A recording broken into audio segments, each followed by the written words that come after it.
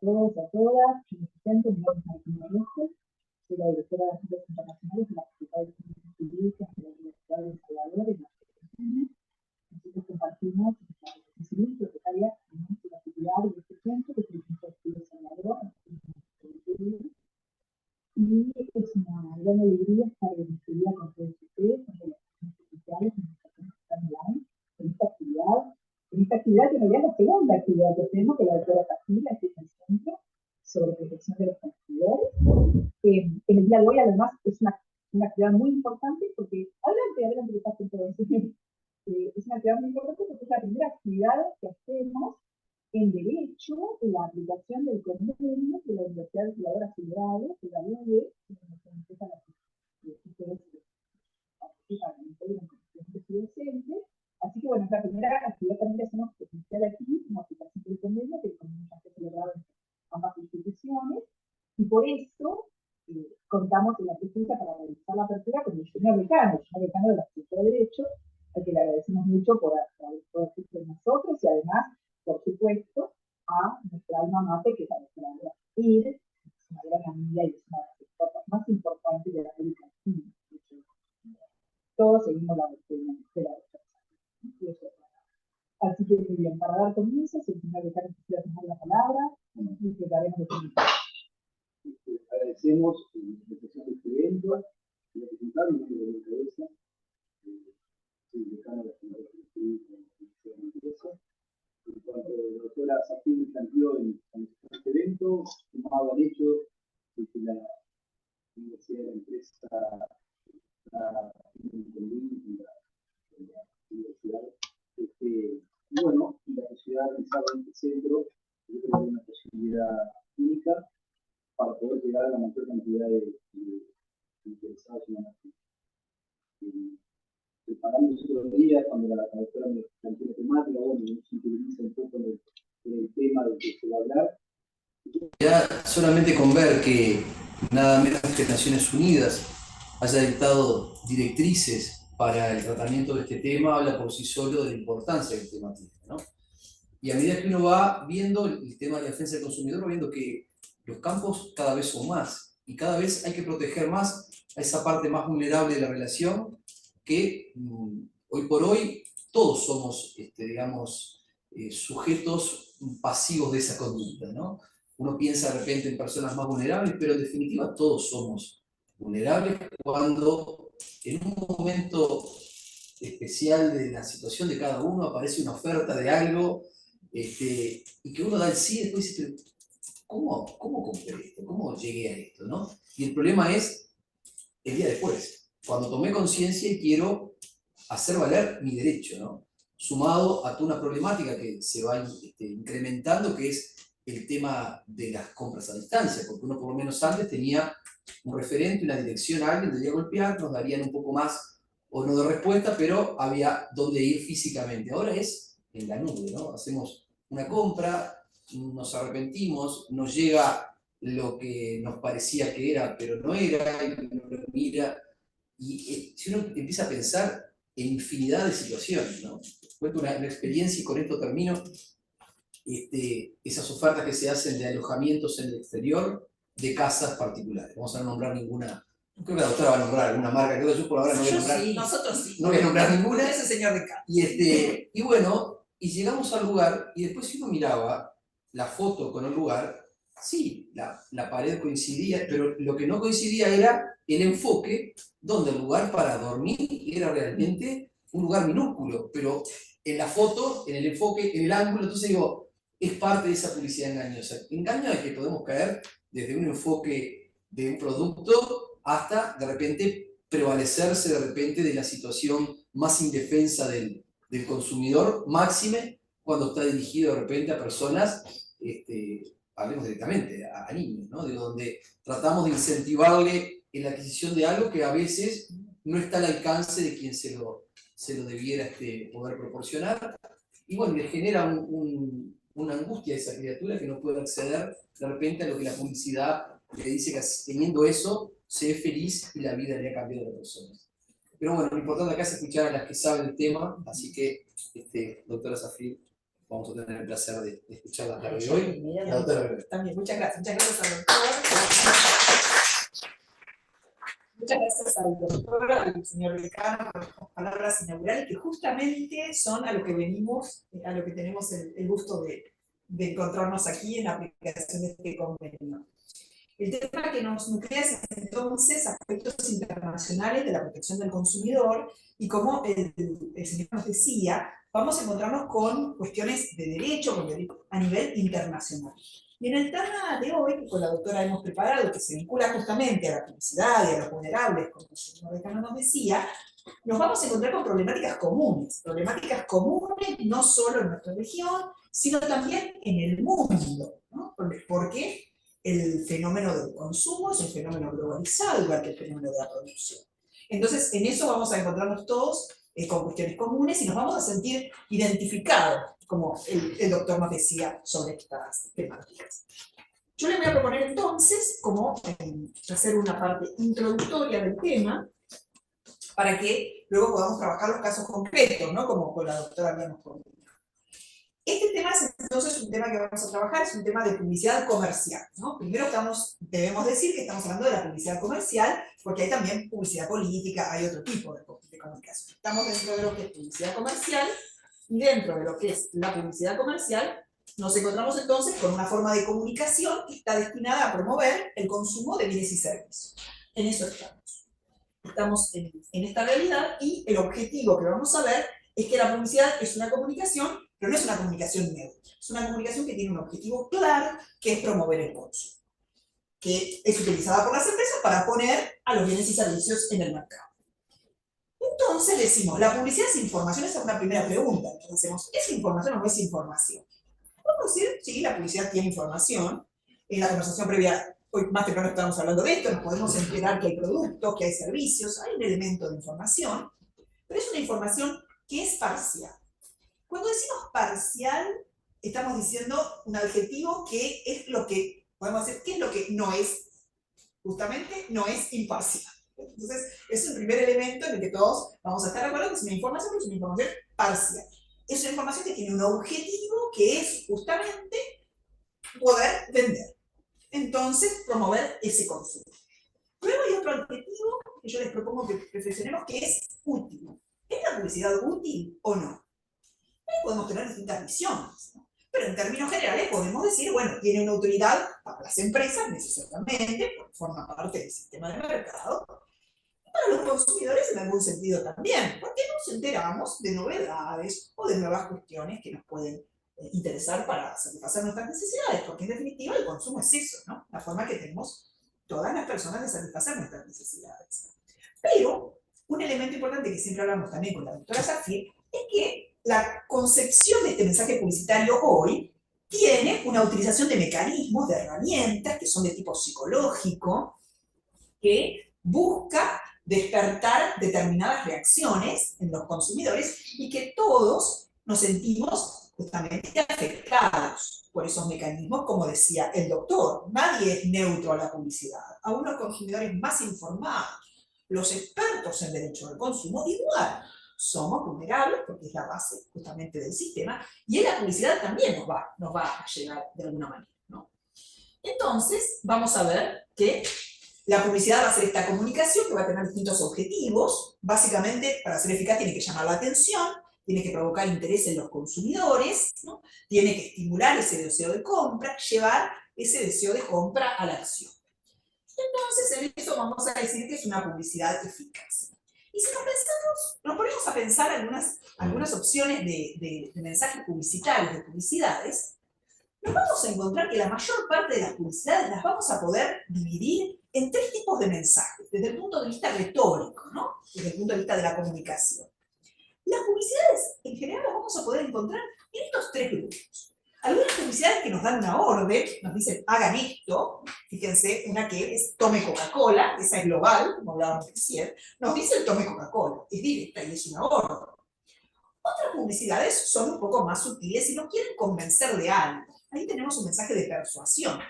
En Argentina tenemos una cerveza que usa justamente el eslogan "la cerveza de los argentinos", la cerveza Quilmes. Entonces, ¿por qué decimos inducir a esta persuasión, a convencernos? Porque nos quiere hacer creer que si somos argentinos tomamos marca Quilmes y no otra cerveza. Entonces hay un elemento de inducir al creer.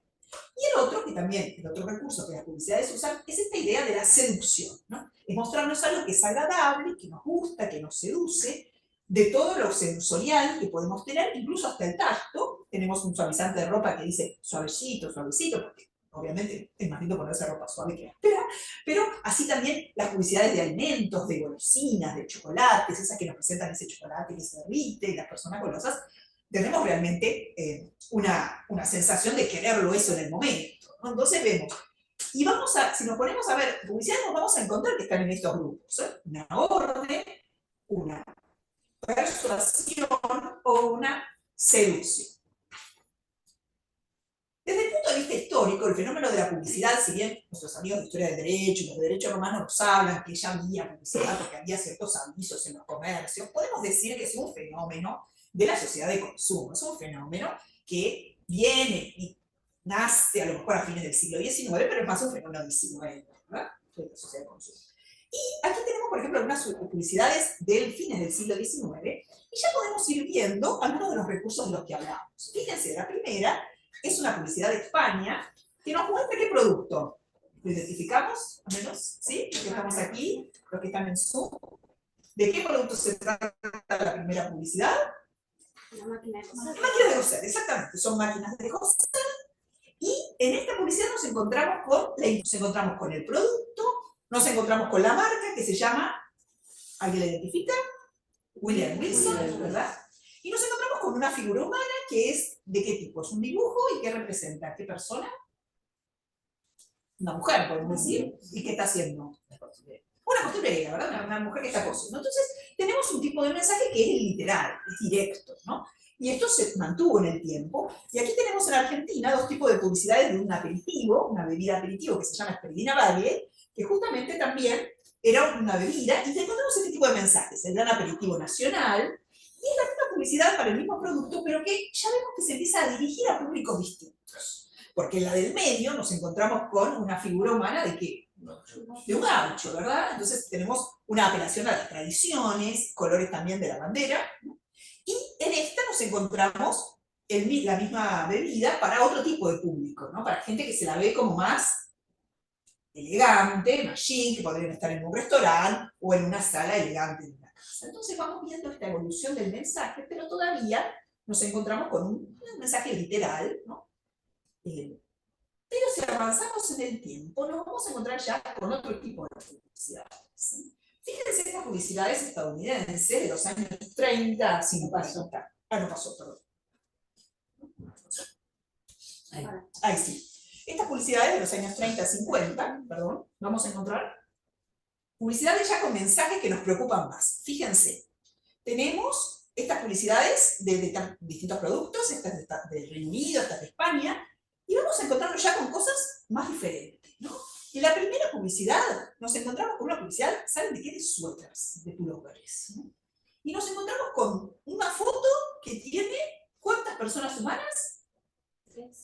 3, 2 y medio, podemos decir, ¿verdad? Nos encontramos 2 hombres ahí en una especie de precipicio, y la tercera, justamente, que nos estábamos detectando, es una mujer que se encuentra colgando del precipicio, agarrada de una especie de soga que no sabemos si será un pedazo de suéter o qué, pero con un mensaje supuestamente de humor, ¿no? Que decía, los hombres son mejores que las mujeres, y que está presentando una especie de broma, pero la imagen hoy en día para nuestros valores es absolutamente chocante, ¿no?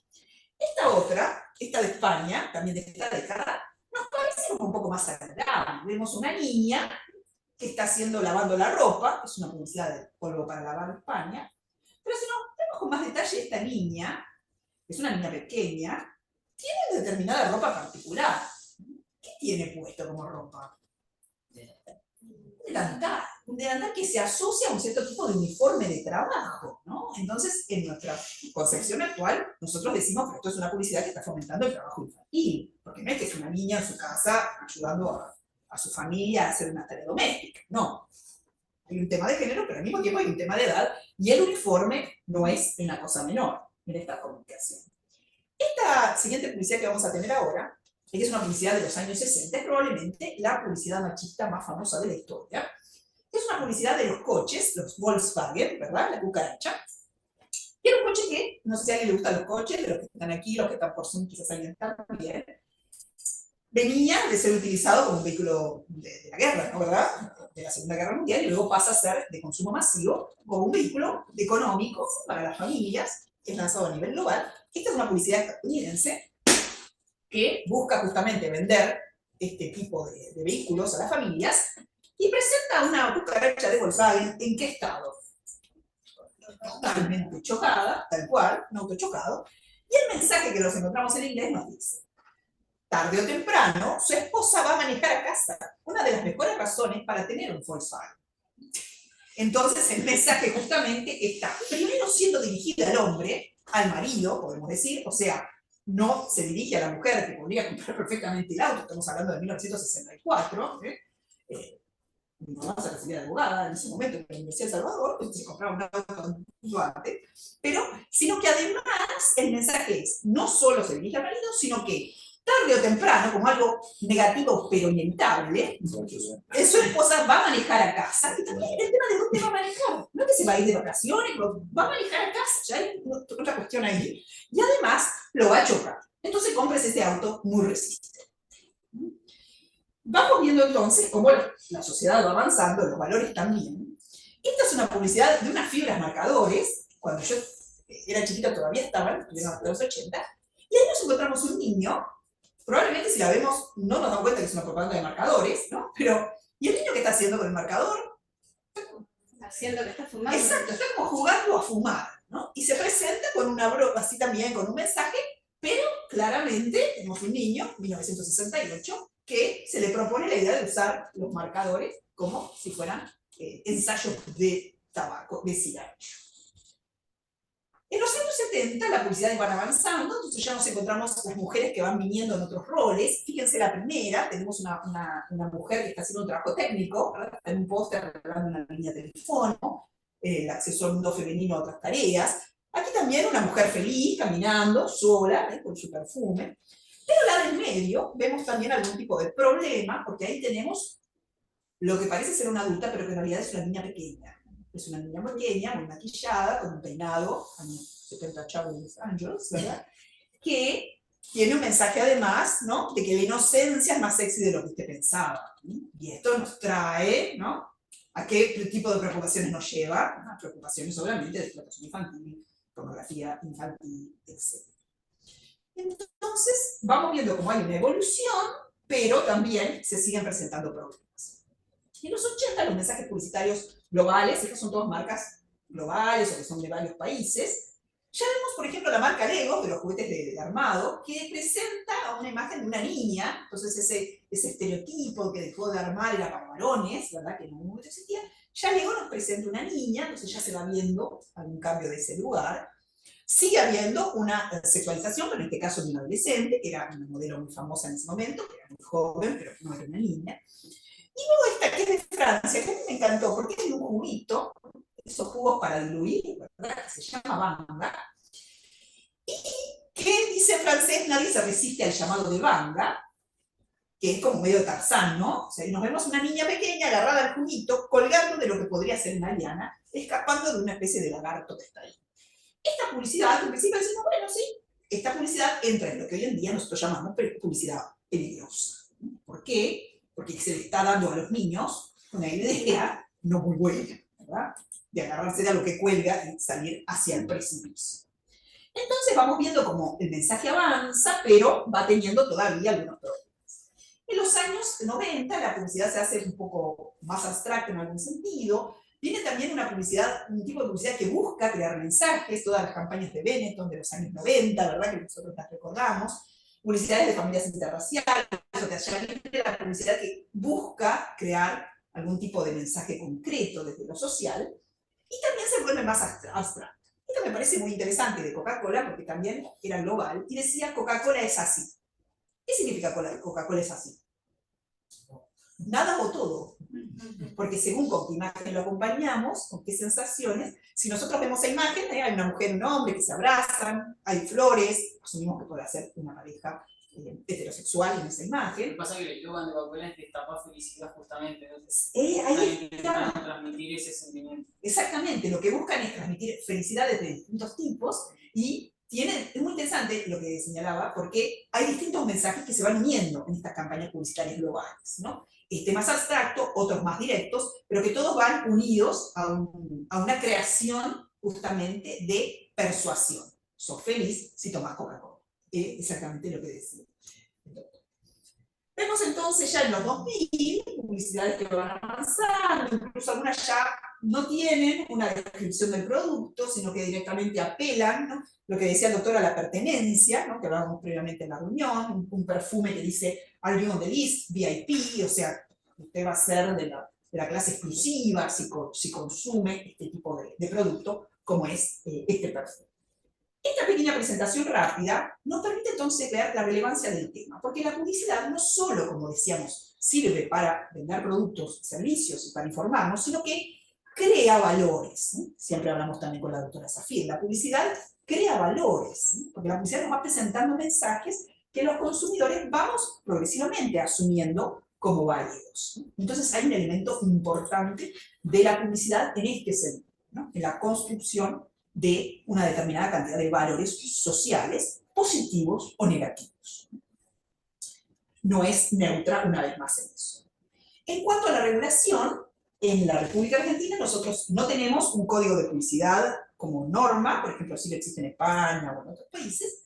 Lo que tenemos son normas específicas dentro de lo que es la Ley de Lealtad Comercial, que regula relaciones de lealtad entre empresas, y la Ley de Defensa del Consumidor, la 24.240. En las normas en mi país, nosotros tenemos justamente, voy a avanzar aquí para que lo veamos con más detalle, tenemos la publicidad engañosa, que también hacíamos referencia, la publicidad que no dice lo que debería decir, o que oculta algo, o que nos dice lo que no es cierto. Esa es la publicidad engañosa, que mediante ocultaciones o inexactitudes resulta engañosa para los consumidores. Esa es una publicidad prohibida, que también la conocemos tradicionalmente. Pero en la Argentina, en el año 2015, en el Código Civil y Comercial, fueron incluidas otros dos tipos de publicidades ilícitas, que son diferentes, que se refieren a la publicidad comparativa engañosa, pero también a otro tipo de publicidad que define ya nuestro Código Civil a partir de 2015, literalmente, que es la publicidad abusiva. La publicidad abusiva, entonces, la tenemos aquí justamente regulada específicamente, y fíjense lo que dice ahí en color rojo, que nos dice que es la abusiva, discriminatoria o que induce al consumidor a comportarse de una forma perjudicial o peligrosa. Ah, sí, doctor. Ah, muchas gracias. Ah, muy amable, doctor.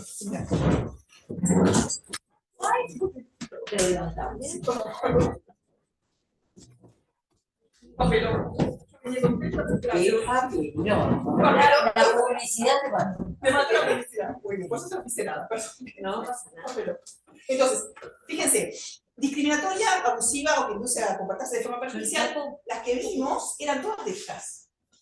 Veíamos abusivo, los niños que decíamos, ¿no? El trabajo infantil, la sexualización excesiva de una niña muy pequeña. Discriminatoria, el tema de mujeres, ¿eh? Esa mujer colgando, que ya hemos visto en la historia, pero que continúa, ¿no? Y ahora vamos a ver ejemplos actuales, ¿eh? Esto no es solamente historia, ¿no? Limpia. Exactamente, los estereotipos. O publicidad peligrosa para la salud y seguridad. Y estas publicidades, entonces, justamente prohibidas, nosotros las podemos analizar, en un tipo de análisis, para ver a qué productos se refieren, cómo lo describen al producto, si lo describen, cuál es la estrategia persuasiva. Acá permitís Sí. nosotros tenemos las mismas. Ah, eso, doctora, sí, sí. Está en nuestra ley, está la abusiva o ilícita, que pueden pedir la suspensión, está la engañosa y la comparativa. Entonces Que tenemos... ellos la incluyeron después. Nosotros en 2015 la tuvimos, ¿sí? Antes no la teníamos, o sea, solo O engañosa. sea que todo esto es trasladable. Es aplicable aquí a la República Claro. Argentina, exactamente. Fíjense, nosotros vemos los colores, los personajes. También hay otro elemento que no estamos haciendo hoy, pero que es el de la música, ¿no? Que también hablábamos, esos jingles, esas canciones publicitarias, que tienen un efecto repetitivo y que se nos graban en nuestras mentes, ¿verdad? Y que buscan justamente que identifiquemos un producto directamente con una determinada marca, todos las tenemos también, sin duda, y las recordamos por muchas décadas, ¿verdad, doctora? Sí. Si no, no se nos borran, como decíamos también con el decano. Entonces, estos mensajes publicitarios los vamos a encontrar también con argumentos, podemos analizar qué historia hay en esta publicidad, qué es lo que estuvimos haciendo nosotros intuitivamente, cuál es la historia en esta publicidad, qué es lo que nos dice, qué es lo que nos busca justamente persuadir. Y decíamos, bueno, sí, teníamos esas publicidades hasta del siglo XX, pero ahora les voy a presentar ejemplos de publicidades de ahora, del siglo XXI. Estas son publicidades europeas. Ustedes saben que en Europa hay una gran regulación de todos los temas, tanto a nivel nacional como a nivel de la Unión Europea, pero sin embargo los problemas no cesan. Y ahí mismo, fíjense, la primera publicidad son publicidades sexistas y de estereotipo. La publicidad vamos a encontrarnos con un hombre que se encuentra mirando a la parte inferior de una mujer, en una especie de pozo, no sabemos bien qué es. Y nosotros, si queremos identificar qué vende esta publicidad, ¿no es fácil? No, absolutamente. Es una publicidad de ópticas. O sea, de venta de Ve bien con los lentes. anteojos. Ahí está. El señor con los lentes, que se los ha puesto para mirar a esta mujer. La contextualización de la publicidad es absolutamente insólita, porque nos encontraríamos en una supuesta óptica que tiene un agujero en el piso en el cual se colocan los clientes, que ha contratado a una modelo femenina que está en el dicho local, en traje de baño y tacos. Y que no entendemos muy bien, porque evidentemente sería para testearle la vista a sus clientes. Entonces, absolutamente insólita esta realidad de España, esto es actual, esto todo es de la segunda decenio del siglo XXI, estamos en 2015, 2016, no es anterior. Aquí tenemos una publicidad francesa de un sistema de depilación definitiva, también una imagen femenina, acompañada de un fondo rosa, toda esta identificación de los colores, ¿no? Rosa, mujer, con un objeto que es que un cactus, una planta que es un cactus, ¿no? Que tiene el elemento pinchudo, entonces ahí vemos una identificación del pinche del cactus con el vello femenino, con el vello humano en general, pero que está posicionado con un ángulo bastante particular. Y un reunido de onomatopeyas que dicen ay, ay, ay, entonces hay una connotación sexual directa, ¿no? En este tipo en esta publicidad, ¿no? Por este carácter de la planta. Estas publicidades, obviamente, fueron detectadas y violatorias de las normas europeas, pero siguieron saliendo a la calle, incluso estaban en la calle. Esta era una publicidad, esta tercera, estas son publicidades, digamos, de afiches en la calle. Esta también para determinar estereotipos de cuerpo masculino al mismo tiempo, también las encontramos. Una parte de un cuerpo masculino cuya cabeza no se ve, pero que tiene justamente colocados una publicidad de papel higiénico. Y tiene colocado un rollo de papel higiénico en lo que sería la ingle de este modelo, ¿no? De esta imagen masculina, cuya cabeza ni vemos su rostro. Entonces, este estereotipo de lo que es los cuerpos hegemónicos, la idea, digamos, de el carácter objeto de la persona humana. También tenemos una cantidad de publicidad muy preocupante sobre los menores, ¿no? Que hablaba también el decano en su introducción.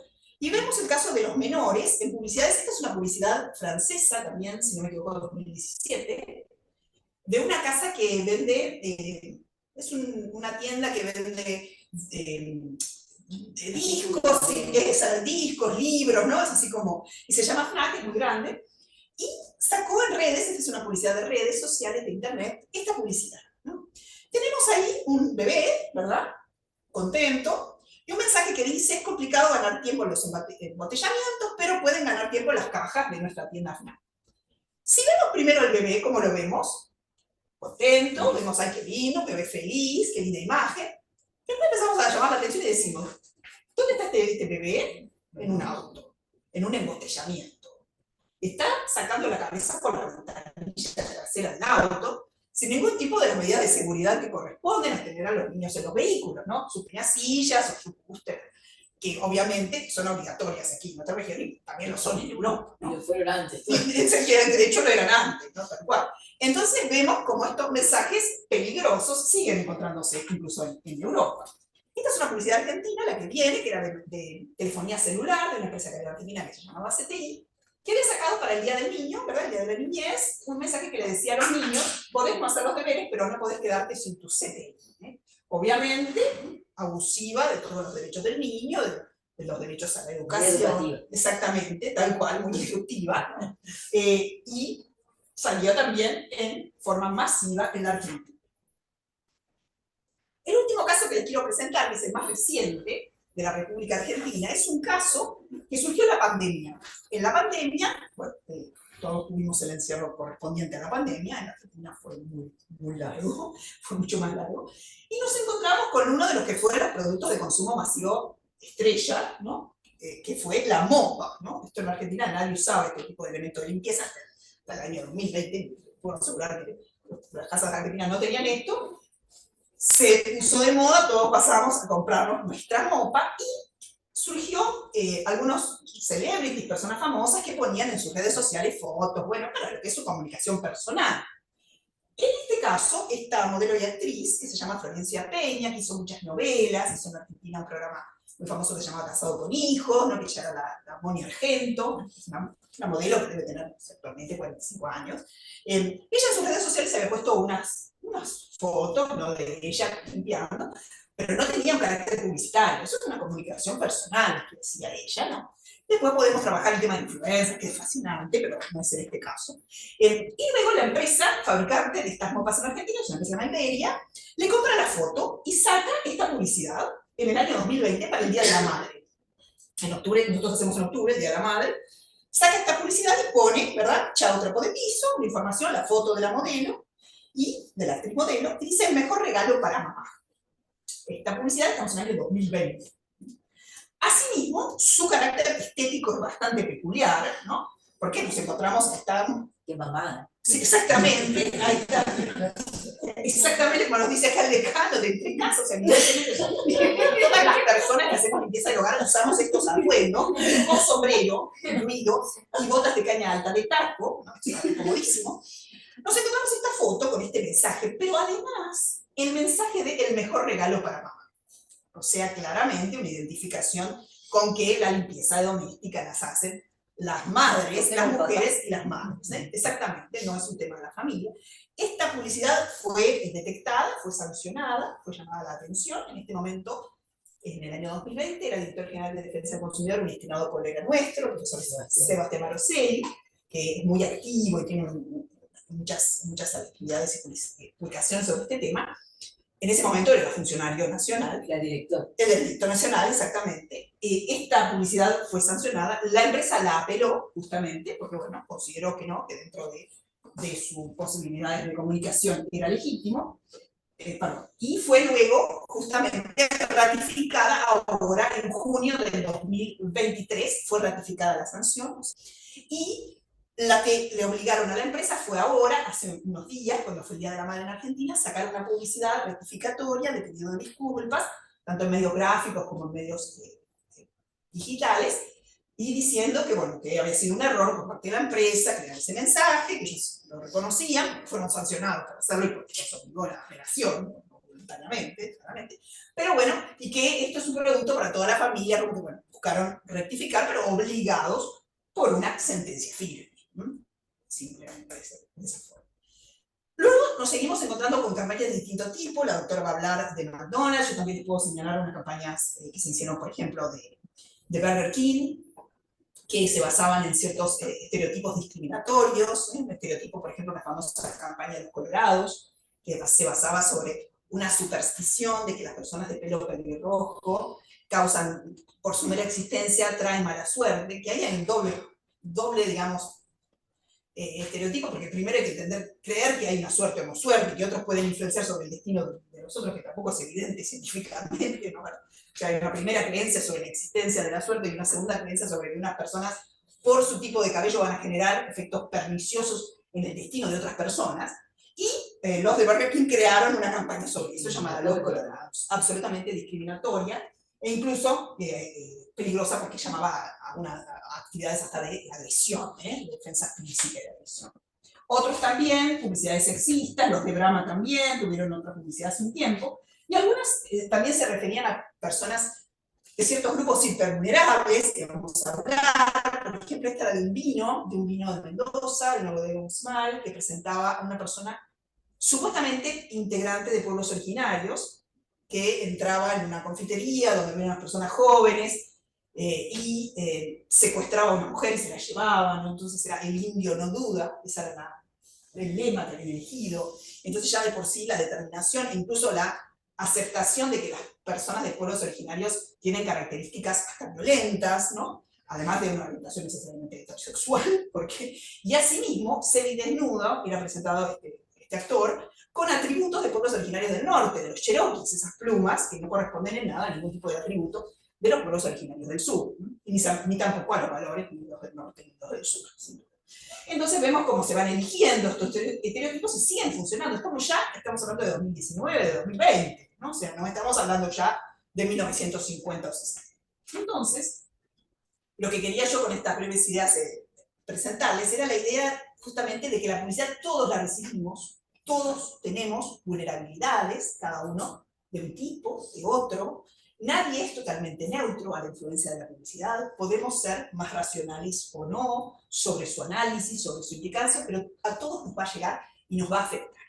Por eso es un fenómeno que es útil poder conocerlo, decodificarlo y analizarlo, porque además nosotros, que nos encontramos en este Zoom y en esta reunión, somos las personas más preparadas de la sociedad. Nosotros somos universitarios, somos personas que nos estamos formando en derecho, y conocemos las leyes, sabemos lo que es legal, lo que es ilegal, y tenemos además una responsabilidad frente a quienes a lo mejor no tienen los mismos instrumentos que nosotros, ¿no? Decíamos los supervulnerables, los niños, las personas con cierto tipo de discapacidad, son personas que también merecen que nosotros estemos atentos y usemos nuestros instrumentos para también abogar por ellos.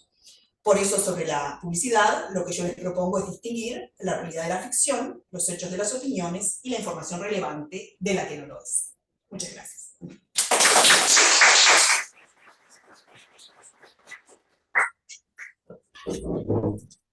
Bueno. Muchas gracias. Escuchamos a la doctora Zafira y nos va a traer los casos. En primer lugar, muchas gracias, Martina, por haber tenido la iniciativa en la organización de este evento, que creo que es muy importante. Quiero agradecer infinitamente a ustedes que están aquí, los que están en el Zoom, que han dado una respuesta y que como docente a mí me da una gran satisfacción poder encontrar hasta ex alumnos de hace mucho tiempo, que ahora es profesional y trabaja y defiende toda esta temática a través de una organización, una ONG de ciegos, en donde tienen mucha vulnerabilidad con todo el tema del consumo. Y realmente por eso lo felicito a Alejandro, que se ha dedicado a este tema en contra de sus intereses económicos, que podrían ser mucho más fáciles de lograr si se dedicara a asesorar a las empresas y no a los consumidores.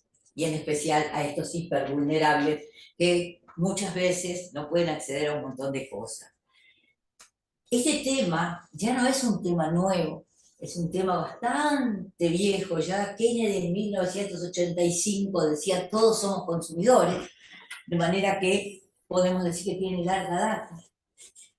El Uruguay fue el último país que incorporó la ley, fue en el año 2000. En los años anteriores se discutió Proyecto Mercosur, no salió. Argentina creo que es del 94, la ley de Argentina. Brasil lo tiene desde el año 90 más o menos, sí, el Código de Defensa del Consumidor, que le sirvió incluso para tener la barrera no arancelaria con los países que no le dejaban entrar sus productos porque no cumplían con todas las reglamentaciones que ellos tenían. Y nosotros, que nos creíamos los vivos de la película, no podíamos entrar a Brasil, pero Brasil traía todo lo que allá no podían vender. Y éramos los inteligentes del Mercosur. El derecho entonces ha cambiado. Hace 23 años que tenemos una norma. Yo creo que tenemos que recordar a un gran maestro que hemos tenido acá en el Uruguay, que fue conocido en Argentina también, que era Couture. Couture fue un gran profesor que escribió los 10 mandamientos del abogado. Y les voy a leer uno solo de ellos en este momento. Y él decía, estudia. El derecho se transforma constantemente. Si no sigues sus pasos, serás cada día un poco menos abogado. ¿Y qué razón tenía? El mismo Código Civil de 1868 se ha transformado en su interpretación y tenemos que transformarlo porque si no viviríamos en el siglo de las carretas. En vez de un auto tendríamos que tomar una carreta con caballos. Por eso hemos podido aplicar a todos los accidentes de tránsito porque seguimos estudiando, seguimos tratando de actualizar. Tenemos normas y muchas veces no han sido aplicadas, han sido desconocidas. Yo creo que en un sistema democrático quizás es peor no tener una norma que tenerla y no aplicarla y que duerma en un cajón. Porque si no la tenemos la esperanza, bueno, cuando se dicte una norma esto va a cambiar. Pero si ya está la norma y no cambiamos, es bastante desalentador el camino. ¿Por qué aparece, y voy a plantear solo en un punto de lo que en la ley argentina, en el código brasileño, en las leyes europeas del consumidor, hace poco de mañana estuvimos con un francés que planteaba cosas, tienen todos la misma preocupación. ¿Qué es lo que tenemos que proteger? Hay sujetos que son objetivamente vulnerables por el hecho de ser consumidores. No importa si es inteligente, si es rico, si es pobre, no es esa la debilidad. La debilidad y la vulnerabilidad está en que el proveedor tiene el conocimiento de lo que está haciendo, tiene la posibilidad de dar o no dar información que nosotros no tenemos posibilidades, tiene la posibilidad de hacer contratos de adhesión donde no podemos discutir ni negociar absolutamente nada, y si no, les doy el desafío de que vayan al banco y le digan esta cláusula no porque me parece que es abusiva, ¿cómo me va a poner esto? ¿Qué les van a decir? Váyase, lea, firme aquí. Y lea, no. Leer no, porque si te pones a leer el librito que te dan, le da un ataque al corazón, como yo le hice dar a un funcionario un día que le dije yo me voy a sentar. Pero hay una cosa muy importante, aparte de todo este tema publicitario, que puede llevar a que no se informen riesgos. Los riesgos que en definitiva pueden causar después problemas en la salud, en la seguridad y en la vida de las personas. Esas omisiones de la publicidad en nuestra ley, incluso no hace falta lograr el engaño para que la publicidad sea engañosa, sino que también lo va a hacer aquella que pueda inducir al error, crearte a ti una duda, y por lo tanto tú vas a ir y vas a usar ese producto o ese servicio. Entonces nace una obligación dentro del ámbito de consumo mucho más fuerte y más clara, porque en el código no la teníamos, que es la obligación de seguridad. El artículo 6 en su literal A nos dice que hay un derecho básico a la seguridad en toda la negociación de productos y servicios, seguridad contra los riesgos o vicios que se puedan generar al consumidor. Esa obligación es de resultado. Ustedes saben que hay obligaciones en donde yo no me puedo comprometer a obtener un fin concreto. Lo único que puedo decir, voy a hacer todo lo posible para lograr tal cosa, como un médico, por ejemplo, voy a hacer todo lo que esté a mi alcance, actuar bien para lograr la curación. Voy a hacer todo lo que está bien, va a decir un abogado, para ganarle el juicio, pero no puedo prometerlo. Pero en el resto, que no son esas profesiones liberales, se crea una obligación de seguridad de resultado, donde yo no puedo ser violentada en mi seguridad. Esa obligación de seguridad, que ya era doctrinaria en el código, hoy está a texto expreso en el artículo 34 de la ley, y el derecho básico, la contrapartida de esa obligación de seguridad, cuando dice que tengo derecho a la seguridad. Ahora después vamos a ver la sentencia que yo traje para ver cómo en otros países se aplica esta seguridad y cómo en nuestro país quedó ahí al costado de la vera del camino. Y entonces a veces uno va a la Argentina y me da vergüenza a veces contar alguna sentencia. Ahora estamos en Uruguay, la vamos a contar. ¿Y qué es lo que pasa? Dentro de esa obligación de seguridad, yo tengo la posibilidad de que el proveedor, demandado porque no cumplió con su seguridad, me exonere, diga yo no soy responsable porque acá hay lo que se llama causa extraña, que sería culpa de la víctima, culpa del consumidor. Ojo con culpa del consumidor, porque cada vez que tengo la obligación de darme a mi seguridad, es culpa mía no haberme asegurado. Entonces, ¿qué estamos haciendo? Alterando. Resulta que la obligada a ir a buscar seguridad soy yo, o es el otro que me la tiene que brindar. Y ahora lo vamos a ver en la sentencia, en estos casos prácticos que podemos ver cómo se manejó en la Argentina uno y en Uruguay otro, como en Estados Unidos y otros países del mundo contra McDonald's, que tiene un montón de demandas, cómo hay ahora un montón de demandas contra otra empresa que se van a quedar duros cuando les dé el nombre, porque nadie puede creer que esa empresa hubiera tenido juicios donde ofreció 900 mil millones de dólares para negociar, para terminar con el problema. Y acá lo seguimos teniendo en los estantes. Porque ni siquiera estamos enterados de lo que está pasando en el mundo. Entonces, ¿qué es lo que tenemos acá? Ojo con siempre echarle la culpa a la víctima. ¿Qué es lo que siempre vamos a ver? Yo les en clases siempre les muestro casos donde resulta que le tenía que haber brindado un servicio, pero si no se lo brindó, es culpa de ella que no se tomó un ómnibus para ir a buscar el servicio cuando el Ministerio de Salud Pública no se lo brinda. No hay obligación de seguridad. ¿Dónde está? Yo tengo que ir a investigar. En otros casos donde la persona confía en el sistema financiero, principio de la confianza, que siempre todos los que nos dedicamos al tema del consumo consideramos que es pero lo básico del principio de la buena fe es la confianza. Yo tengo que tener el derecho a confiar en que el otro no me está estafando. Y ese principio de la confianza, ¿cómo puede funcionar si una sentencia le dice a una persona que confía en el sistema bancario uruguayo: usted no debió haberle creído al interventor del Banco Central, tenía que haber ido a averiguar los rumores que había en la calle de que el banco ese se iba a liquidar?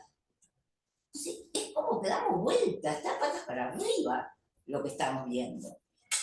¿Cuáles serían los casos que yo les quiero plantear? Y me gustaría que después ustedes puedan plantear casos, discutir, estar de acuerdo conmigo o no. Yo siempre les dejo la puerta abierta, que tomen la posición que quieran. Eso sí, siempre les trato de convencerse que la mía es la mejor, pero pueden tomar la otra. No tengo ningún problema.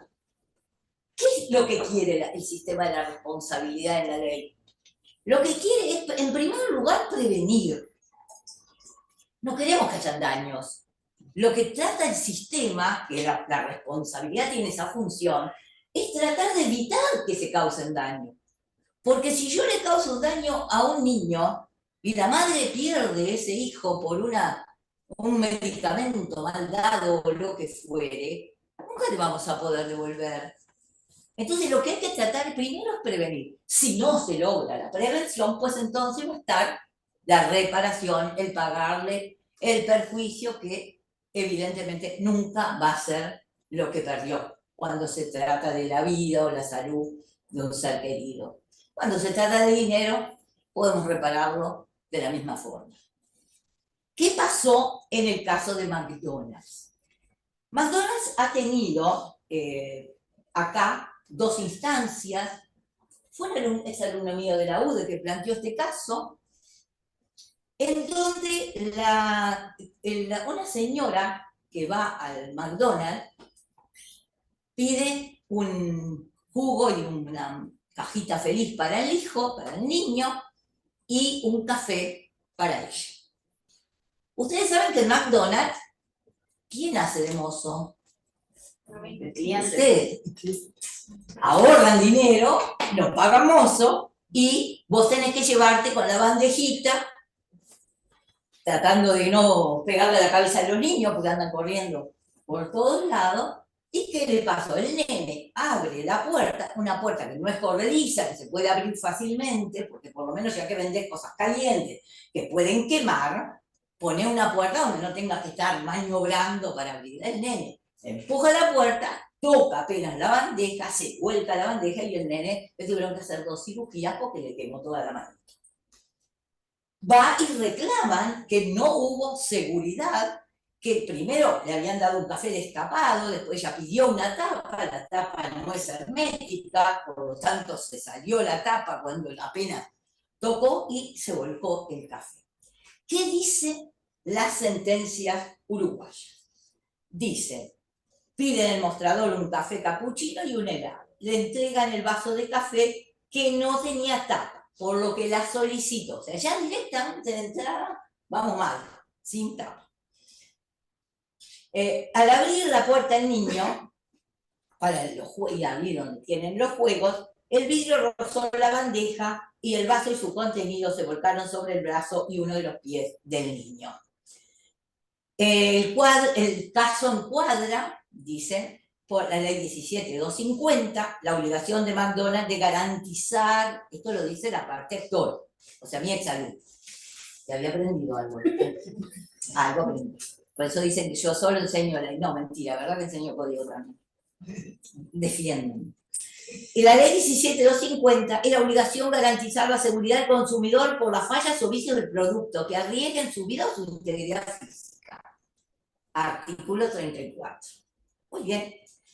Si bien fue el niño el que con su movimiento provocó la caída del vaso, la causa era la temperatura del capuchino, que si él mismo se hubiera servido a una temperatura adecuada, no hubiera ocasionado esas quemaduras tan graves que tuvo que hacerse 2 injertos el niño.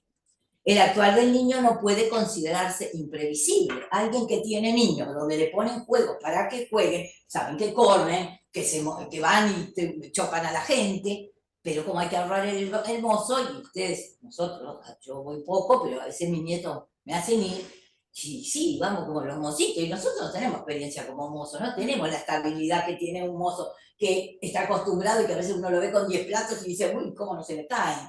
A mí se me caen. Entonces, como yo soy vieja, se me puede caer, me tengo que aguantar aparentemente que vea el niño, y bueno, no era culpa mía, el nene corría. Considera la sentencia lo siguiente: si al ser entregada la bebida, que pidió que le pongan la tapa al vaso, cuando va a abrir la puerta con una mano, mientras sostenía con la otra la bandeja, o sea, parece que la madre también lo ayudó y se quedó con una mano teniéndolo. ¿A dónde hay para apoyar en McDonald's? ¿Se encuentran en algún lugar? Que son más asiduos que yo seguramente. No hay dónde apoyar. ¿Dónde le va a apoyar? ¿Cómo va a abrir la puerta porque vaya a jugar el nene? No sé, tiene que hacer algún malabarismo. Al abrir la puerta mientras sostenía la otra, el niño en su premura por ingresar pasa y por debajo del brazo de su madre, y esta pierde el equilibrio de la bandeja y provoca la caída del vaso. ¿Cuál es el marco jurídico? Habla la sentencia. Bueno, el artículo 34, si de riesgo, vicio en la cosa, surge un daño, es obligación de reparar, la obligación de seguridad por los vicios del producto. Y lo peor de todo, que me citan a mí acá, toda la demanda, sí, porque dicen que en última instancia el 7 y el 8, para que el producto sea seguro, debe venderse con la seguridad suficiente, con la información clara y veraz que indique que eso es peligroso, que tiene un riesgo, y todas otras medidas adicionales para evitar el derrame de algo que es caliente y que realmente puede producir un daño bastante importante. Entonces dice, la compra de toda bebida supone la observancia de un servicio apto para evitar que el líquido pueda reclamarse. Pero son los propios clientes los que trasladan. Por lo tanto, ¿a qué debemos recurrir? ¿Qué información? Decía, precaución, está caliente. Con eso, si se le volcaba, ¿qué había ahí? Culpa de la víctima. Por lo tanto, si hay culpa de la víctima, la maniobra entraña un riesgo, abrir la puerta para entrar donde estaban los juegos que iba el niño. La maniobra entraña un riesgo en el equilibrio necesario para trasladar objetos en una bandeja. O sea que nosotros tenemos que tener un margen de maniobra muy eficiente para que no se nos vaya a volcar. Y si se vuelca, se abre. Que lo mínimo que pueden dar es un vaso que tenga la seguridad, o que no esté tan caliente, o que por lo menos no se abra si se llega a caer. Abrirse la tapa, no es que se volcó un poquito, se abrió la tapa. Ingresa a una zona de la mujer, la madre, donde juega el niño, lo que le exigía adoptar en la emergencia todas las precauciones necesarias para no perjudicar a terceros. O sea que estamos trasladando la seguridad a la propia víctima. Ella es la que se tiene que asegurar que no le pase nada. Está maniobrando con una puerta que se puede volver a cerrar si no la tiene bien. Ellos mismos reconocen que es una puerta que genera una dificultad para ser abierta. La causa de la caída del vaso en la bandeja y su consecuencia inmediata es de la madre del niño. Y no le hacen lugar al reclamo, porque no emerge que la tapa del vaso esté colocada de manera defectuosa, hay dificultades en la maniobra, el empleado de McDonald's le da la tapa, por lo tanto, que espere que se enfríe el café, dice acá, para poder trasladarse. O sea, que se queda 15 minutos parada con el nene al lado, quédate acá, no vayas a jugar porque me tengo que esperar que se me enfríe el café. Esto es primera instancia. Segunda instancia, confirma. Confirma esta misma sentencia diciendo que el artículo 8 dice que hay que informar de manera visible de la peligrosidad o nocividad sin perjuicio de otras medidas. Bueno, acá había necesidad, aparte de poner caliente, otra medida para evitar que se caiga. Por lo tanto, la culpa, como dice la primera instancia, es de la mamá, que en última instancia no tomó las medidas necesarias. En Estados Unidos, y además, les voy a mostrar que en otros países también, McDonald's tuvo el mismo problema. O sea, como que lo que tú decías, que es internacional el tema. El tema es cómo lo resolvemos. Eso es lo que tenemos que mirar. ¿Cómo se resolvió en Estados Unidos? Una mujer, una señora mayor, es una señora adulta, más vieja que yo me parece. O sea que es bien viejita. Dice, pide una infusión, ¿y qué hace? Va a su auto, porque lo pidió, vieron en ese self-service, ese que va a hacer el automac. Yo siempre le digo a mis nietos Macauto y me dicen, no, Abu, aquí no se dice el Macauto. Bueno, le dan el café, tenía que ponerle el azúcar, ¿sí? Y no sé, una cremita de leche, no sé qué que le dieron, quería poner. Como no tenía dónde apoyar, porque le dieron el vaso, lo coloca entre sus piernas, se abre la tapa y se vuelca absolutamente todo, con unas quemaduras, con varios injertos y todo lo demás. Terminó con el 16% de su cuerpo quemado, con la volcadura del café. O sea, que calentito que debería estar, tibio es esto, ¿no? ¿Qué es lo que pasó en Estados Unidos? Al no haber portavasos y apoya entre sus rodillas, es menos que lo que pasó acá, porque se lo llevó al auto, puso entre las rodillas. Digo, podríamos encontrar algún margen de culpa de la víctima, que dijeron que resolvió su caso, las demandas por el café caliente siguen llegando a los tribunales de todo, y le dieron 2,9 millones de dólares por daños y perjuicios. Igualito que en Uruguay. No digo que le den 2 millones, casi 3 millones de dólares, pero que le podían haber dado de repente 100.000 pesos, una cosa modesta, humilde, para demostrar que está mal. Darle la razón, doctor. Pero ¿por qué? Porque estas sentencias o estos casos, igual que en la Argentina, son leading case que después llevan a que se cuiden, a que prevengan, porque se me puede pasar y voy a tener que pagar otra vez. En cambio, si todo sigue como si nada, ¿para qué van a tomar una precaución? ¿Para qué van a gastar en un vaso que tenga mayor seguridad para que no queme? O en otra puerta. Exacto. O en otro tipo de puerta. Otra puerta que no tenga que estar también puede pasar que pase un niño corriendo y te golpee, ¿y qué le vas a hacer? Hecho el tercero. Entonces, culpa del niño que pasó corriendo. Digo, tienen que buscar un mecanismo donde eso, donde te hacen ser hermoso a ti, te dé la seguridad de que no te queme, o que quemes a otro. Porque después te van a reclamar a ti si es tu culpa que le repares al que le volcaste, porque la culpa es tuya, que no tomaste las precauciones necesarias. Entonces, en el caso algunos argumentaron que ella era responsable, pero los tribunales no lo hicieron, y otros entendieron que era una justificada lucha de David contra Goliat. Es decir, una jubilada contra una de las cadenas de comida más rápidas, más conocidas del mundo. Esta mujer, por supuesto, ganó, y después aparecen en un montón de países más demandas en donde McDonald's tuvo que pagar. Creo que la única en donde se sienten muy seguros es en la República Oriental del Uruguay, donde dos instancias dijeron que era culpa de la víctima. Acá, por ejemplo, hay otra del 2022 presentada por este caso. O sea que McDonald's ha pagado y sigue porque le debe resultar más económico seguir quemando gente y pagar de vez en cuando que tomar una medida de prevención para evitar un daño a la salud de esa persona.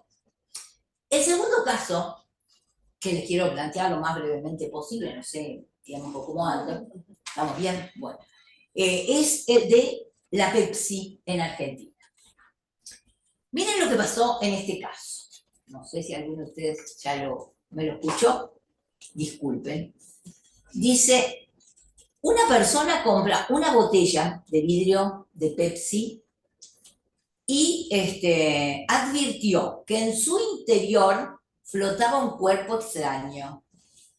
Había algo adentro de la botella de Pepsi, que se trataba de un sobre color plateado de la marca de preservativos Prime, o sea, un preservativo adentro de la Pepsi, de la marca de esos preservativos, con los bordes oxidados que se decía aloe vera gel íntimo. Eso había en una botella de Pepsi. La botella estaba cerrada, o sea, que la víctima, o sea, el consumidor, no podía haberlo puesto adentro porque está herméticamente cerrada. Cuya utilización se realiza para practicar, si no saben, les leo, para practicar relaciones sexuales. Y que podría, dice la parte, contaminar la gaseosa y poner en riesgo su salud. Solicita que el tribunal se ponga en lugar y se imagine el asco y la repugnancia que le habría dado encontrar ese objeto tan sexy que tenía los bordes oxidados, además, porque si lo vas a usar, no lo usás con bordes oxidados, lo usarás en buen estado, ¿no? ¿Qué es lo que determina el juzgado de primera instancia en la Argentina? En primer lugar, ellos dicen, no somos proveedores porque no le vendimos la botella. Dicen, no, perdón, la cadena es la proveedora, usted no lo vende directo, pero usted es el fabricante del producto y por lo tanto es tan proveedor como el que le vendió la Coca-Cola. Así que en esa no podemos entrar como defensa. Y luego dice, el hecho de haber pedido el artículo al actor a través de un intermediario no impide reconocer la existencia de un vínculo emergente de la ley en una relación de consumo. Después lo que tratan de decir es que, bueno, pero en realidad es un producto que se usa y la boca lo toca. ¿Qué tanto asco? ¿Qué tanto problema de que esté ahí adentro? Es un producto usable, la defensa de Pepsi. Después terminó en la segunda instancia, defendiendo a Pepsi. El juez no tiene por qué estar viviendo esa situación, no tengo yo por qué haber visto, dice el juez, una cosa de esas en una pepsimía para darme cuenta de la situación de incomodidad que puede haber sufrido esta persona.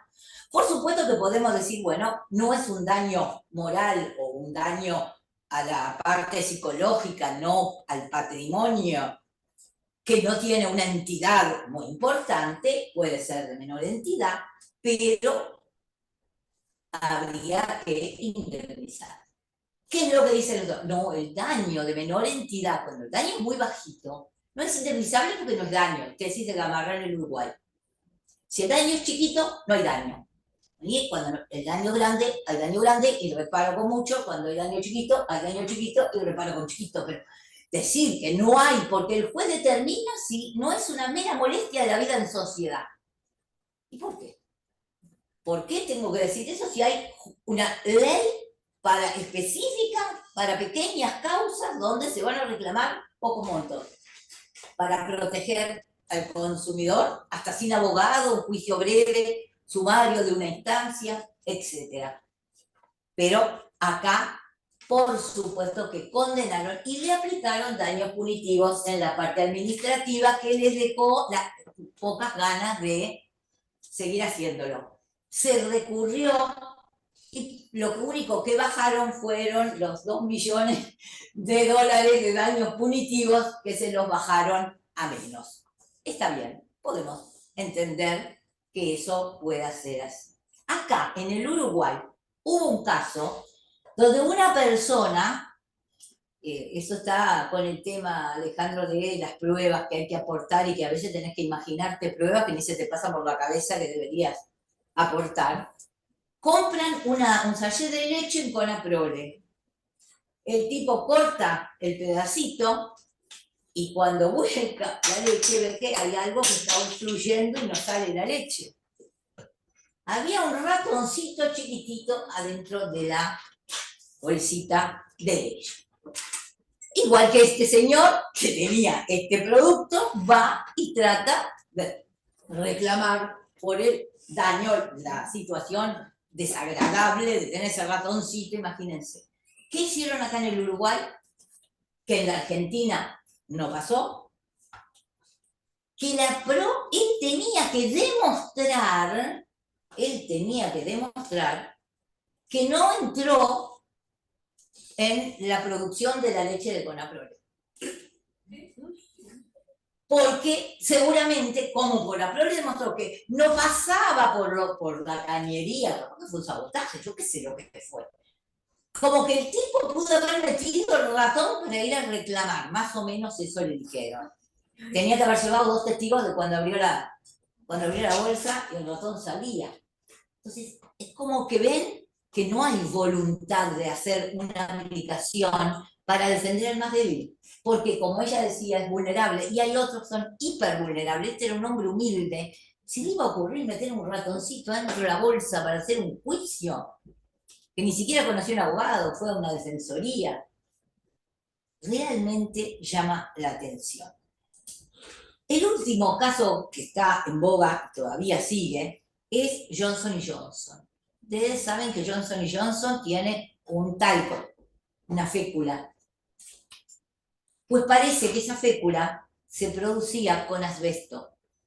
Y el asbesto ha provocado cáncer en un montón de mujeres en Estados Unidos.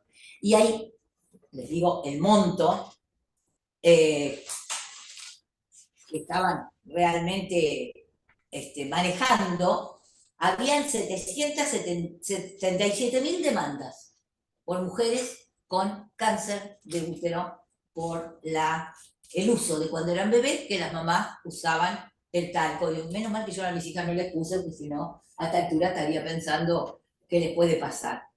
Y Johnson & Johnson dice, ofrece pagar casi 9.000 millones de dólares para zanjar las demandas por los polvos de talco. ¿Y dónde está la seguridad? Si acá en el Uruguay se hiciera una demanda de esta, lo más probable es que no triunfe. Lo más probable. ¿Por qué? Porque vemos las cosas de diferente manera. Y cuidado cuando vemos las cosas mal. Podemos tergiversar todo.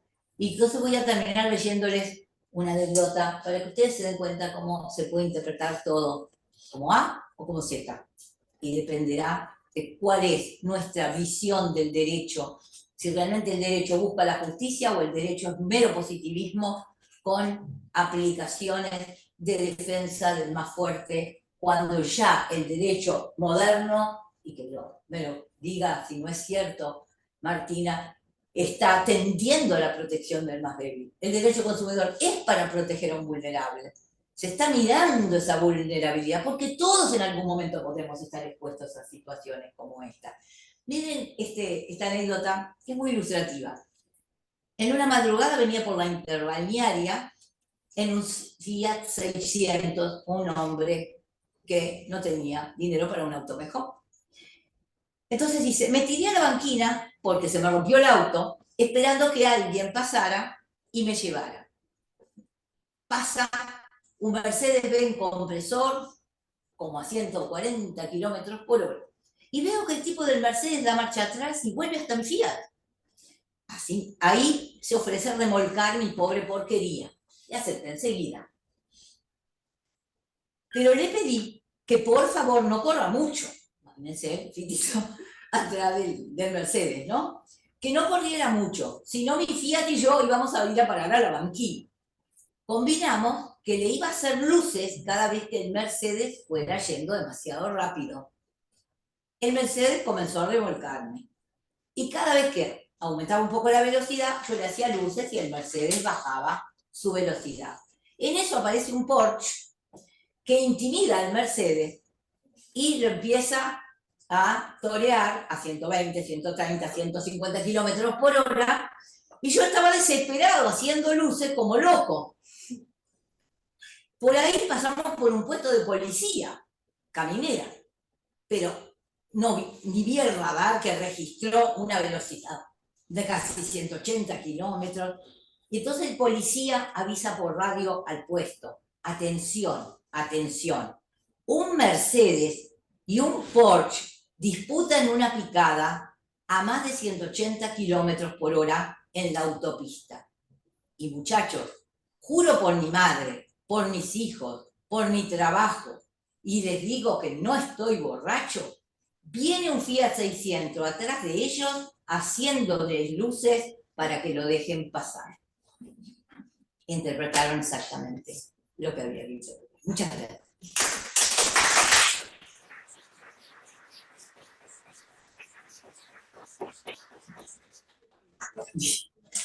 Doctora Santilla, ¿verdad? Impresionante como siempre. La realidad es que, bueno, ¿qué piensas? Yo soy muy bruja. No, pero sí, porque en realidad estamos hablando de consumo, estamos hablando de empresas, y estamos hablando de las mismas empresas con soluciones diferentes, en el mismo momento, solamente en distintas partes del mundo. O sea, no es como decíamos, bueno, esto sucede en los años 50, esto sucede ahora.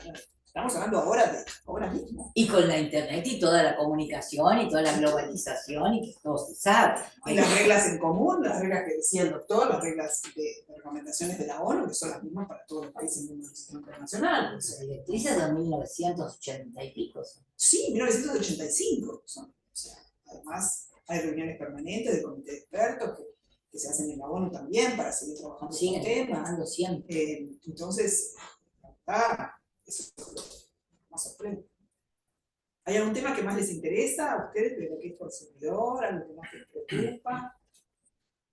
Sí, te escuchamos. No, una de las cosas que me parece, más allá de que es cierto que hay una gran falta de información en general sobre el tema del derecho de los consumidores, que Dora llegó a mencionarlo, es el tema del sistema financiero, ¿no? O sea, que ahí es impresionante y se ve muchísimo la falta de información y el abuso, ¿no? Yo creo que ahí, como más allá del general de la parte del consumidor, es un ámbito que estamos mucho más indefensos que en cualquier otro, porque es mucho más difícil estar suficientemente capacitado para poder siquiera entender la poca información que te dan y saber qué información adicional tener que pedir.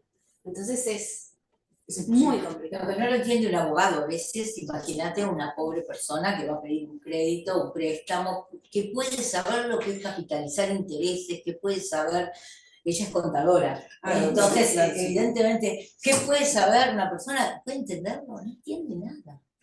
Sí, con respecto a lo que decía acá la compañera, esa no es una lucha de David contra Goliat, es una lucha de David contra Goliat, Hulk, Superman y Batman, ¿no? Ahí está. Sí, porque el Estado defiende a la Ahí hay un gran inconveniente y esa lucha no digo que sea imposible, pero sí que es una batalla muy dura de dar.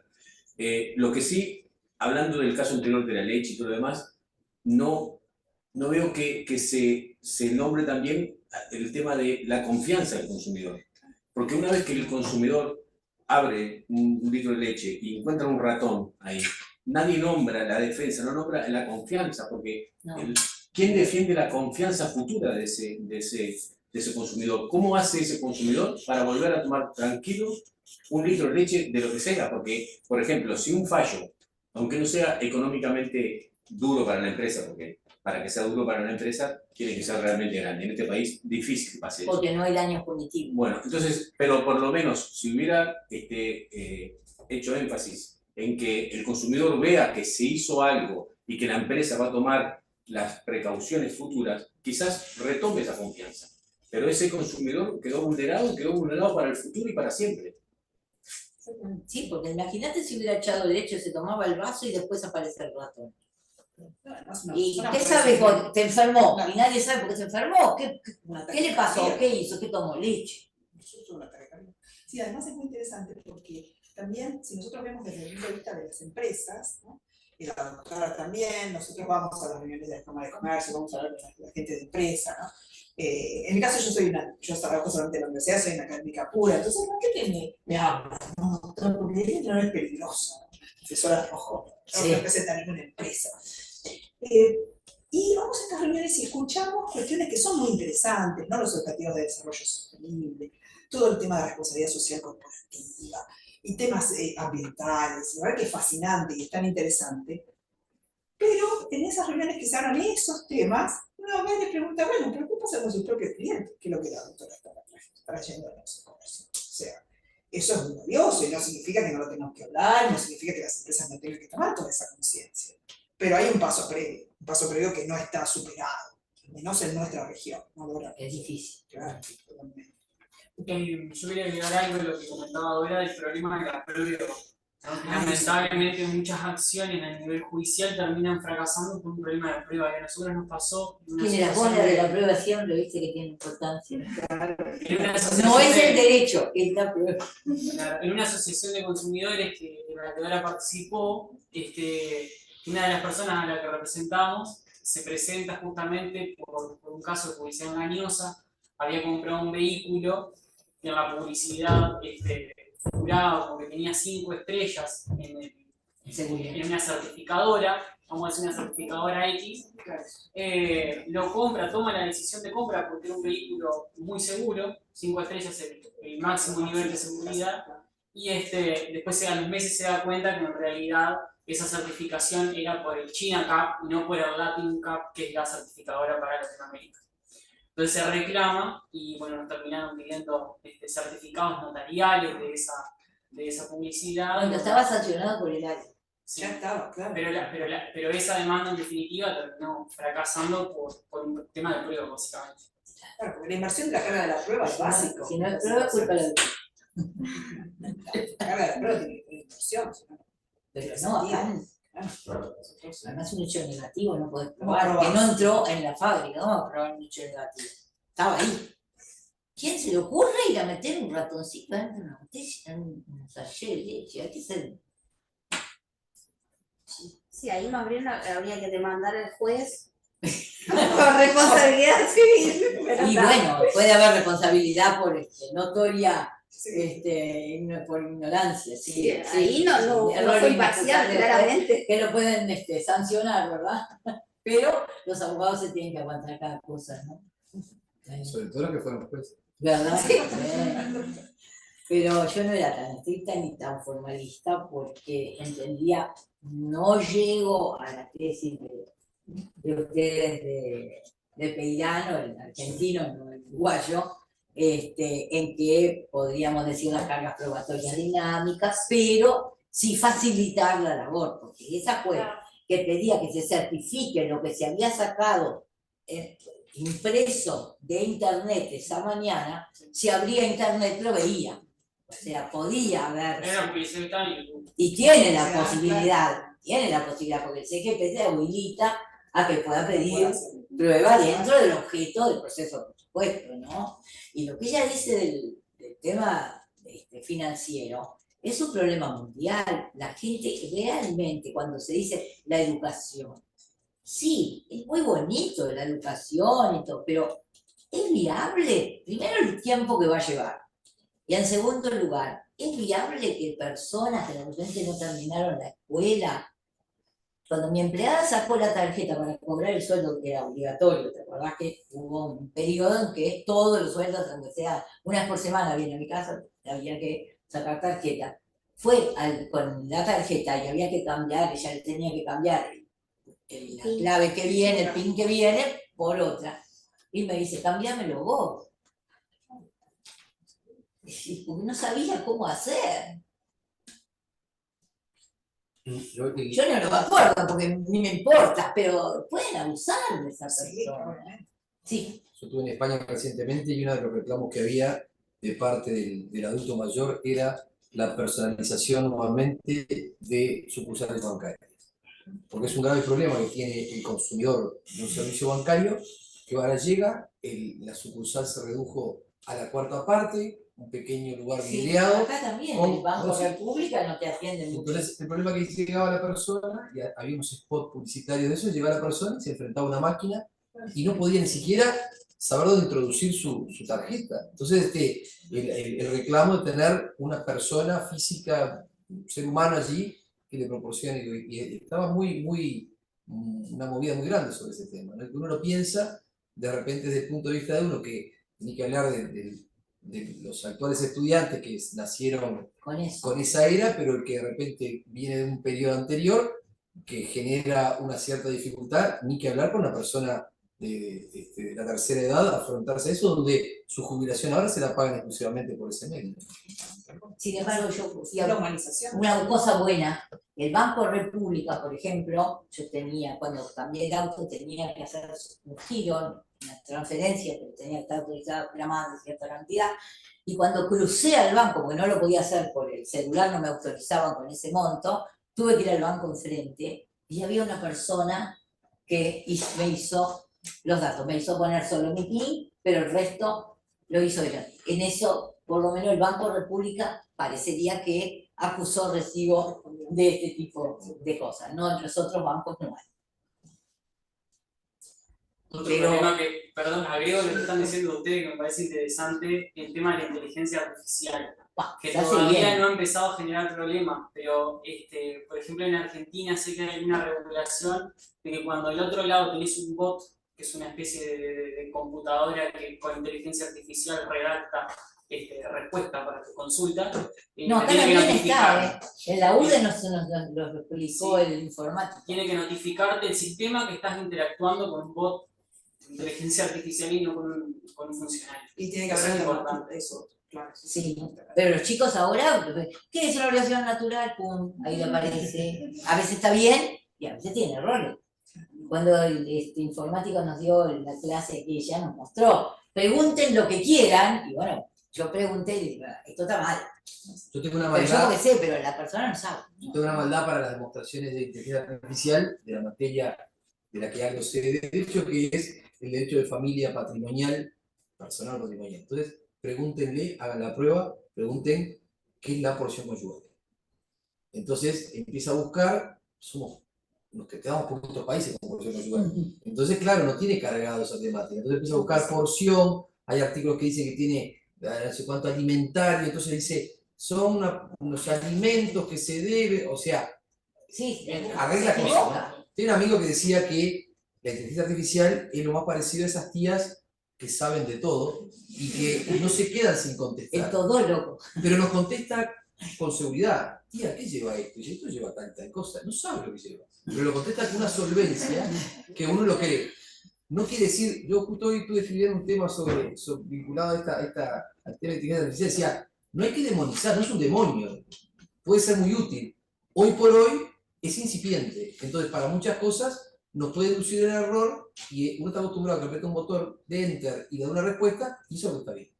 Entonces lo que tiene de bueno es que se hace la prueba, después cuando se vayan, pongan porción conyugal y dice al final, cualquier cosa consulte a un abogado, consulte a un profesional. Por las dudas. Por las dudas. Se pone a cubierto, en definitiva, tiene una Se cuota cuida de salud. Pero es así. Es cierto, sí, pero hay una cosa que podría ser una buena noticia, me acaban de mandar un mensaje, que el proyecto de modificación de la ley de usura que había presentado Peña, el diputado, hace como cuando subió a la calle, fue aprobado en general, no por artículo, pero va a ir el Banco Central ahí, va a meter la nariz, fue aprobado hoy en la Comisión de Hacienda. Así que quién sabe si tenemos alguna suerte con el tema de la usura. ¿Comentarios más? Más o menos, sí. Bueno, la idea que teníamos en esta reunión justamente era presentar puntos de vista comparados, presentar las visiones de nuestra región, pero también traer visiones de otros países.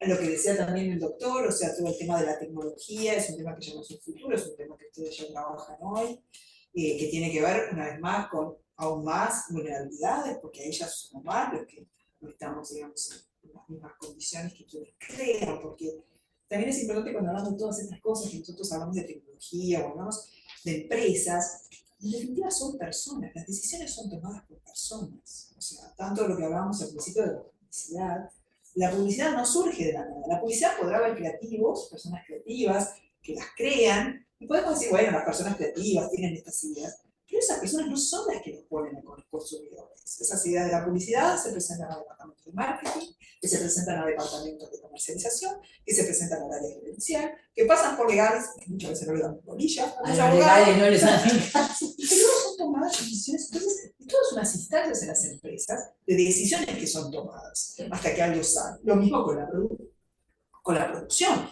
Todos estos productos que la doctora nos explicaba en estos casos, pasaron supuestamente por un montón de controles técnicos y de calidad internos a las empresas, porque ese señor no se metió con la prueba común de ratoncito. Entonces, hay una cantidad de personas involucradas que toman decisiones o que cometen errores o que lo hacen, digamos, por negligencia o adrede, en el caso, por ejemplo, de la publicidad, muchas veces es a propósito.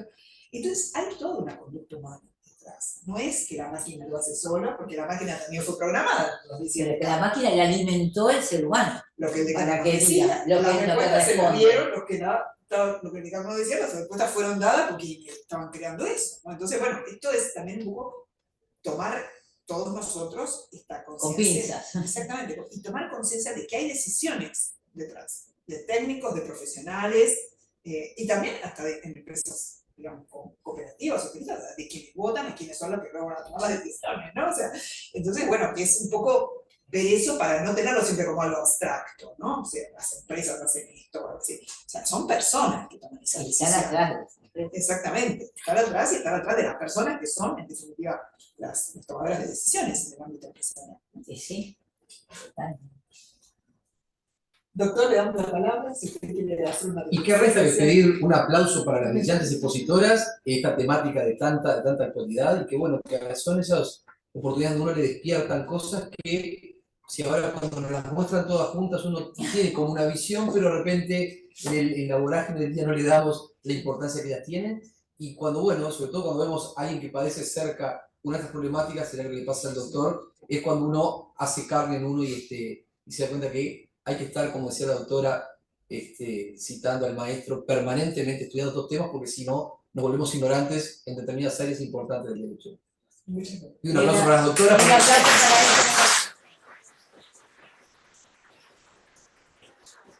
Muchas gracias a todos ustedes por su participación y también a los queridos que nos están acompañando, Yo no lo veo. estudiantes y profesores, por supuesto. No lo veo. Están ahí, sí. Gracias a todos. Los invitamos a tomar una... Gracias, muchachos. Muchísimas gracias. Gracias por venir. Tienen un café.